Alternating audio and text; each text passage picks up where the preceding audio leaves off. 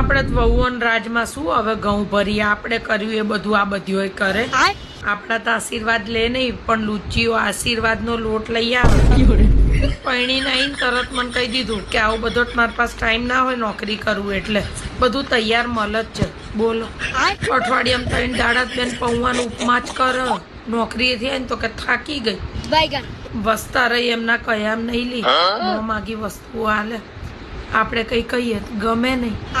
હમણાં ચકુન ત્યાં છોકરાને જેમ પીવડાવવા જવાની હતી ને, તો મેં કીધું સોનાનું કંઈક લઈ જજો.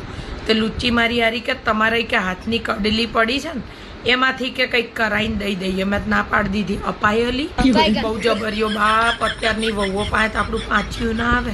આપણે જેટલું કર્યું ને એનો અડધો ટકો નથી કરતી લુચ્ચીઓ, તોય પાછી ટંગડી ઊંચી જ રાખે.